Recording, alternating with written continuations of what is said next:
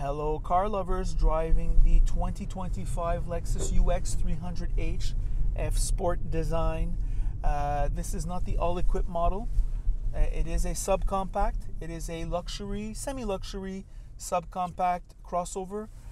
First, an overview. The Lexus UX 300h is a subcompact luxury crossover. It comes standard with hybrid engine, CVT, and all-wheel drive with a net output of 196 horsepower and does 5.3 liters in the city, 5.9 liters on the highway, or 4440 mpg. Base price in Canada is $47,000, and there are 3 optional packages. We get the $1,000 F package with a punny 8-inch infotainment. You have to pay $5,000 to $7,000 for the high-end sound and 12.3-inch infotainment. Our tester gets a 6-speaker audio, 8-inch infotainment, heated leather steering wheel, new Lux heated and vented front seats. They are very good. Dual zone climate control, Toyota driving aids, 18-inch wheels, and this cosmetic F Sport package. Not exactly Christmas. The option packages need to be rethought. You almost have to get the more pricey upgrades to be considered luxury in my opinion. Highlights are reliability, powertrain excellence, good road and wind insulation, seat comfort, and reasonable front seat space. Downsides include the small second row and the base price of this model. This is a good vehicle, but if you are flexible with the powertrain, sitting in front of my computer, I kept hearing CX-30 buzzing in my ears. So we're back. What to say about this vehicle? Well, I have a few things to say. First of all, from the exterior styling point of view, this has aged.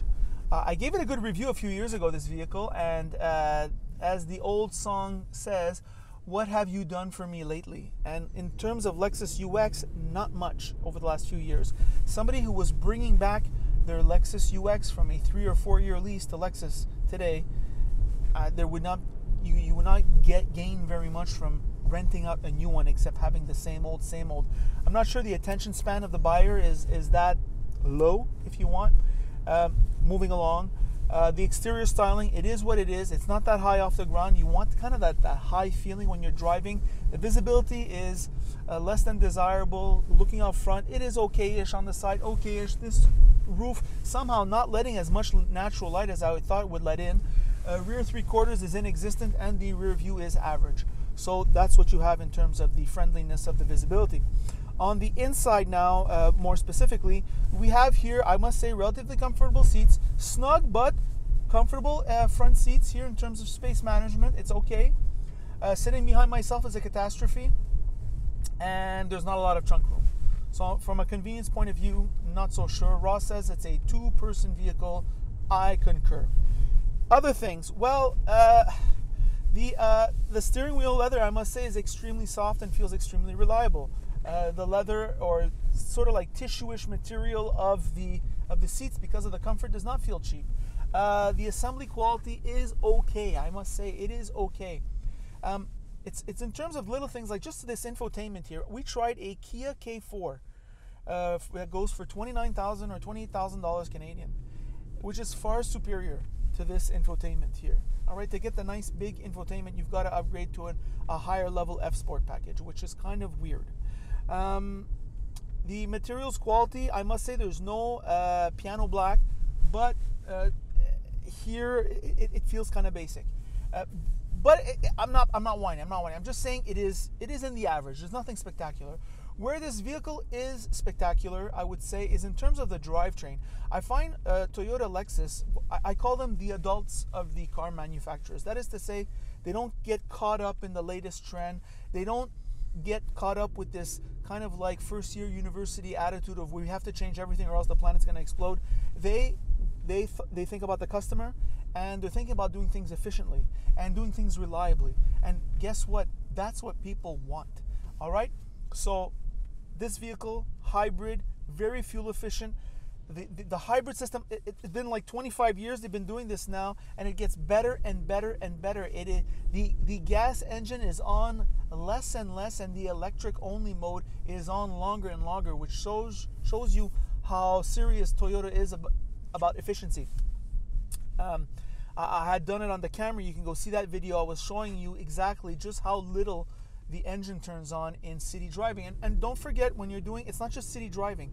If you live in the greater Montreal area, well, you're always in traffic now, right?